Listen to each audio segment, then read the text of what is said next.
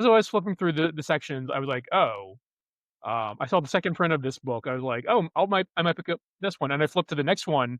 I found a first printing, which is this. Oh, damn! What? What is that? Is there a hole in the back? What was that doing in there?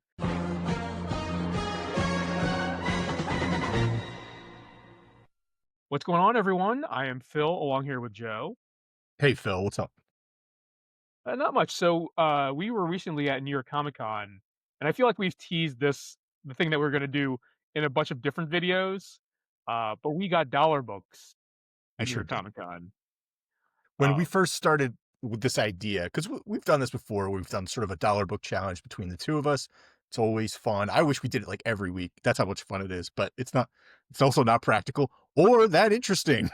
But um, when we knew New York Comic Con was coming up, we were both like, yes, that's a great show to do it at. Turns out there's a few reasons that it's not a great show to do it at. yeah. But when you were going in, what were your expectations? And like, we hadn't set like a cash limit. We weren't sure if we were going to do like 10 books or 5 books. Yeah. What was your expectations going in?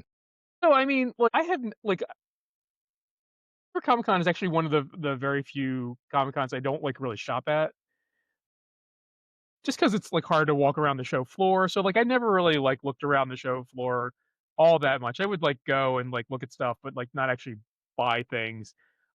Turns out it's really hard to find dollar books at New York Comic Con. It's really hard. I mean, you're right. Like, it's spacious and it's crowded all the time. So like just walking around is like unpleasant. Yeah, I mean, come on down to the show.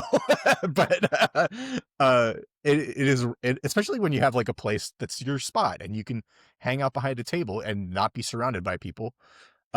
It's tough to go out there and be all like surrounded by people. But it's so yeah. much cool stuff to see. But you're right. Like when I got there, you were all like, there's not that many dollar spots. And like thinking about it, it kind of makes sense because New York Comic Con is an expensive show to do. Just New York is an expensive town in general. So like people who are buying booths to sell stuff, they want to make their money back. Yeah, And doing that a dollar at a time is probably not the best way to do that. it is rough. Yeah. Yeah. And you just want to move these books too. You want to get rid of them. But yeah, you got to make your money back. I mean, doing cons is a crazy thing. I can't imagine for vendors that are selling these books. So, uh, I can understand why it was hard to find dollar books. You found two dollar book sections though, or two Yeah, vendors. One was like two short boxes, yeah, it was small. and, and it was like tucked in, like you had to like wiggle in to get to them. And the other one was at least 7 or 8 long boxes, which isn't bad. Yeah, I mean that was a pretty good uh dollar book section. Like, and like the thing about the second one where there's a lot of different dollar book bins, like it was alphabetized. And it was Yeah, actually, like, alphabetized and then it was categorized by publisher and then alphabetized. I don't know if you noticed that. yeah. There's definitely a DC and Marvel separated. Yeah. I remember, I know that because I was going through like, there's a lot of DC garbage. Like, where's my Marvels? Uh, yeah, but it was still fun to do that, to dig through, and we ended up each finding 3 that we felt were worth talking about. Yeah. Um, Um, so we were going to give to you the 3 best books that we found at the show, and we have not seen each other's yet. So yeah. it'll be a nice Um, surprise, or terribly boring. I mean, one of those 2. so I will say that there were a lot of, like, $3 bins at New York Comic Con. And this isn't counting towards my dollar book, challenge, but I bought, this, which is, uh, Yeah. X-Men Earthfall. It is the 3 issues that I was missing in my Chris Claremont, run, bridging what I currently have and then the next thing I can get in, like, from the library or trade paperbacks or whatnot. So I was happy to find this for $3, and it does Technically, contain it 3 issues. yeah, 3 issues for $3. That technically is $1 per issue, but that thing can't be worth $3. Yeah, it was 2.95 back in the Oh, day. that's I a paid 5 steal cents back in more. I knew it was a good investment, says the guy that bought that for cover price back in the day. Um, yeah, that tons of $3 bins, which is justified for a show this size for sure. Um, I found that at that one spot where it was like 7 $1 bins and then a bunch of $3 bins, they knew what they had and they weren't letting anything great slip through their fingers. So like the Mhm, dollar bins were the legit crap. Not like the crappiest of the crap, but it was definitely like these books are not worth more than a dollar or two. So almost anything that they had in there that was worth it. Like, so when I was digging, I was like, oh, this is fun stuff, but it's not like we're not going to find gold here looking through the dollar bins at New York Comic Con. But let's get started anyway. yeah. I'm gonna go first Please. Yeah. uh, because I showed you this, which is the 3 issues that I was missing, but the very first book that I actually picked up was this, which is the first issue in this. That's great. So you went right to it, the X-Men section, and you found it right away. I found it right away. I was like, "Ooh, I miss like, I'll need this issue." The thing that's interesting about this issue and, like, I flipped through this book first, and, so this is the, a Brood, arc in Story arc. Uncanny Yeah. X-Men. So, what's interesting about it is, like, there's, like, a previously on in the first page, and I feel like I don't know if this is the first time it's actually,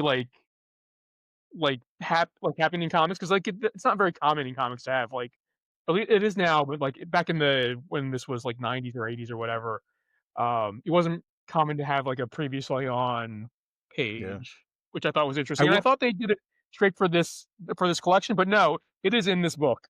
It is in this It's book in as that book well. too. Yeah, Interesting. I wonder if they did that a bunch in classic X-Men because when we were growing up, X-Men was such a big book that they started just reissuing uh yeah, X-Men stories in in a like a reprint series called X-Men Classics. yeah, I wonder if they did that in there too, but I mean, who knows? yeah. That is Maybe an excellent find. maybe we'll pick some of those up, like, in one of these future videos for dollar books. 'Cause I'm sure they're not Only more if than it, worth more than $1. yeah, only if it costs $1. I think that's a pretty good find, and that has me wondering that like maybe those dollar bins were filled with decent stuff before I started digging because I didn't dig until Saturday. So Yeah. maybe all the good dollar books were gone by the time I got there. But I did find this one. This is The Adventures of Thing #1. Oh, yeah. Very cool. And I picked it up and I was like, oh, do I have this already? And like, the only thing that makes me think I don't have it already is that this sweet cover by Sam Keith, I would have remembered. Like, I Yeah. don't remember seeing this ever before. And it's really fantastic. Love Sam Keith. He did not do the inside though. The inside is, I was looking at this right before the show, but it is I mean, that's crispy clear John Byrne, uh, right there, but not completely. We were talking right before the show, and I was like, "What do you think embellishment means?" Because this is John Byrne, words and pictures, and we were talking about. So it's what's his name, Joe Sinoff, did the embellishments on this book, and I was like, what does that classify as?" And you're like, "It's a little bit more than ink." Yeah. So, like, my impression of, like, um, when because you'll see, like, inkers credited as, like, finishers, like, inkers, embellishment is another one, and I feel like, um, if the pencils are really rough, like, uh you might see an anchor be credited as being in the embellisher embellishment, which they do a little bit more than just the you know, the inking would process would be. So that's what I think it is. I may be wrong, but I mean, you it know, makes sense. I mean, it completely does because it's weird because that looks like John Byrne's art, but not quite. And that would yeah, definitely spin it off of that. And it also makes sense in terms of like John Byrne was doing a ton of books then, was probably loosely drawing them all like the first week of the month, and then was like, you know what? I don't feel like finishing this one. Can you do this for me? But it's like And the guy's like, it's chosen us like, but this is issue 1. Like, he's like, yeah, but I'm working on the big boy Fantastic Four too. Uh, so yeah. But I did find that in those dollar bins, and I was happy with that, if only just for the cover. Like, that's Sam Yeah, Keith. Love a good Sam Keith cover. You hardly ever get to see him draw the Thing. And it's a Thing #1. Like, so yeah, good stuff. nice. All right. For my second book, which was actually my third book, I picked up and like I had seen this book around, and I don't really know anything about it, but it is uh, Meltdown. Meltdown of having a Yeah, Wolverine Meltdown #1. Um, don't know anything about this book. I know that I've seen this cover a bunch, yeah. but no idea what this book is about. Wait, who is the artist on that? Hold it up high. So it's actually two different artists, John Muth and Kent Williams. It looks like. Okay. And I think I'll open this up right now. I should have opened this up prior to recording. It's been a Um, busy week since the convention. so it's actually it seems like so look, this is the artwork on the inside. It's crazy. So good. Yeah, and I think like the one artist does the Havoc sections and one artist does the Wolverine sections because like this is the Wolverine. This is one of the Wolverine sections. It's completely different style. That is wild. That came out, I wanna say it came out, like, we were in, like, maybe 6th or 7th grade, um, and it was around the time where, uh, Havoc and Wolverine were huge. So and this was, like, this came out and it was, like, so different looking. Yeah, Um, I remember a lot of, people I knew in 6th grade respond or, in that, um, 6th or 7th grade, really responding to it. It's like, it's just cool. But it's also, like, a thicker one too, right? It's not like it a is. Yeah, normal it's issue. a like a probably like a 48-page issue.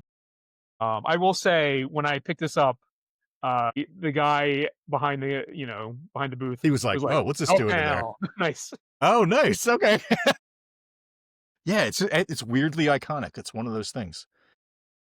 For my second book, I'm gonna show you, um, no, I'm gonna show you this one instead, because I have a perfectly bound one too, but I gotta save one for last. Sure, I'll just show it to you now. Alright, this was my actual second book, and I think I pulled it out from that same, group of dollar bins, and it's this Lex Luthor. Oh, nice. Yeah, I thought this was a pretty good one, and it is, and again, it's like another 48 pager, perfect bound. Um, and I realized, like, okay, this is weird. I was like, I looked at the creative team, and Adam Kubert is the color artist. One of the most prolific pencilers of our days. This must have been before he broke in, Yeah, I mean, like it's probably like one of his like 1989. early works. Yeah. Yeah, I mean, it is beautifully colored. Um, so no complaints there. But Who's the artist on that? the artist is Eduardo Barreto. Oh, okay, nice. Who is it? Do you know him from anything else? I don't like I recognize the name, but I can't remember like where I've seen his artwork. Okay, Like I feel like he might have done like Batman stuff, but I don't know that for sure. okay. But this is like a Luther origin. I wonder I feel like his whole story has sort of changed over the years, so I'm curious where this sits in all of that. Yeah, But I mean, this is a take on the uh, Donald Trump cover from his yeah, novel. Um, so it seems poignant for the time, especially now. And this was the one of all the books I found. This one I bought for $1, and I looked it up, and in good condition, it's worth 12. So I was like, this is a good one. Nice find here. I felt. But anyway, book number 2. yeah. I mean, I that's a good book. Like, if I saw that book, I probably would have picked it up. Yeah. But for my last book, because we got 3 each, this is actually technically my second book that I picked up, but I saved it for last. Because as I was flipping through the sections, I was like, "Oh," I saw the second print of this book. I was like, "Oh, I might pick up this one," and I flipped to the next one, I found a first printing, which is this. Oh, damn.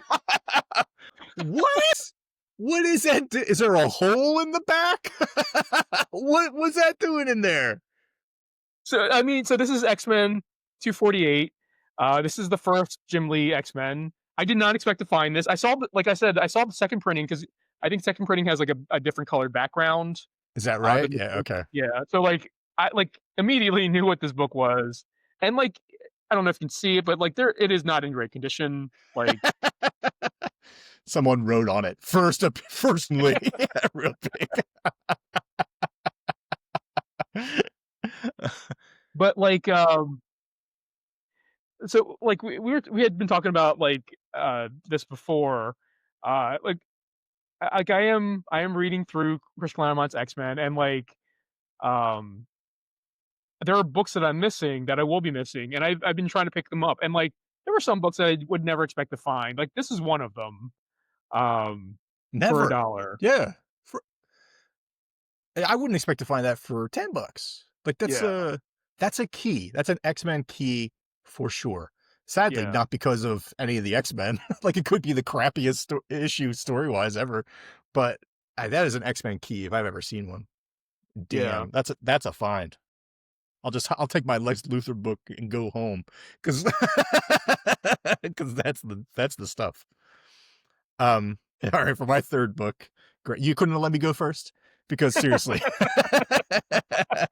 Fish is I was. strong, fish is strong. So I found those two in the section that had the lots of space. The other one, the last book I found in that tight little corner where there was only just two short boxes of dollar books.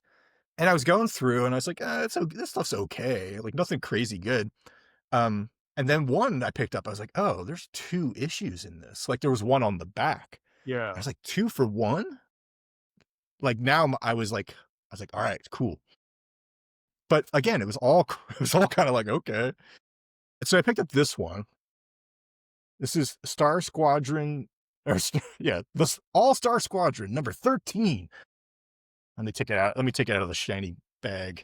Beautiful cover. I really loved the way it looked. And what made me really say, like, oh, I'll definitely get this one was this right here. Joe Kubert. nice. Yeah, like Joe Kubert cover. And I was curious if he did the inside too. He didn't. The inside is Adrian Gonzalez, but I mean, solid. Yeah, Yeah, isn't he great? No. Uh, I, I mean, it's solid storytelling for the late 80s. yeah, Really, nice. yeah. So I'm actually excited to read this one. But that really beautiful Kubert cover. They actually mix in like photos too Wow. in the background. She didn't see a ton, but yeah, really fun stuff. But on the back, like I picked it up, I was like, oh, I'll get this one, and I flipped it over, and it was one of the ones that had two in it. And on the back was this book, The Eternal Warrior, number Yeah, 11. So if it had been reversed, I wouldn't have picked it up. Like everyone's got this book. yeah. No I one definitely have wants that it book. anymore. I definitely have this book. This was when everyone was still like, we were all drinking the Kool-Aid, but we were still like we were like, what? So this tastes funny. Like everyone was still in Valiant mode, but everyone was kind of on the way out. But so everyone's got this book. I've definitely read this book. You had this book, right? Yeah. Yeah, for sure, yeah. So it got me thinking about the Eternal Warrior and Valiant and how that sort of has come and gone from my brain. Like, Yeah. what's the Eternal Warrior's name? I wanna say it's, like, Gilead? Is that right? I That's a think fun name. so. All right. Because you could be like, I'll give you $8 jillion to give me the Eternal Warrior's name, and my response would be, can I make one up? Because I don't know it. Uh, but but yeah. So I mean, it's weird how something could be part of your life that much, and then you don't know anything about it anymore. And now it's being used as a backing board. They're like, we ran out of Yeah, boards. Give me an Eternal Warrior. Anyway, those are my three, and I don't think it's up for debate. Uh, that X-Men issue is nuts. That's the winner. yeah. I mean, I was happy to find it, uh, and I'm happy to read it in, like, a few Yeah, months when I get to that section. God willing. I actually didn't get any books from that smaller dollar bin section. I did look through it, but, like, nothing really jumped out at me as I was flipping through it. I did consider, like, picking up something that had 2 books in it because, like, I was like, "Ooh, that's a good deal." That's the thing, like, if you could find something that's halfway decent, then sure. But yeah, Yeah. it was all like everything came with a free Valiant issue. Hey, if some of those were Solar Man of the Adams comics, I probably would have picked it up. Honestly, if it was, in the 1 through 10 of Harbinger, I would've been like, "Well, I can't not get this." Like, I spent so long trying to chase these down. I gotta pick it up now. But yeah, Eternal Warrior number 11, you know, no one needs that. Yeah. Um, yeah, so, those were our pickups, dollar book pickups from New York Comic Con. What did you guys think of our pickups? It was only 3 books a pop piece, although technically we both got 4, but for Yep. different price. There was a crappy bonus too. I picked up 4 books for, what is that, $6? 'Cause Yeah. and you picked up 4 books for $3. Yeah, but I had to carry that home, and no one wanted to walk home from New York Comic Con with Eternal Warrior. No, I mean, I feel bad. People worked hard on this. It could be wonderful. I don't remember. Well, now you can read it. Alright, guys. So what did you think of our, dollar book pickups? Which book did you like most of all? Have you read any of these books? Let us know in the comments below. Um, and if you like this, feel free to give us a like. And if you're new here, hit that subscribe button, and we will catch you all in the next one.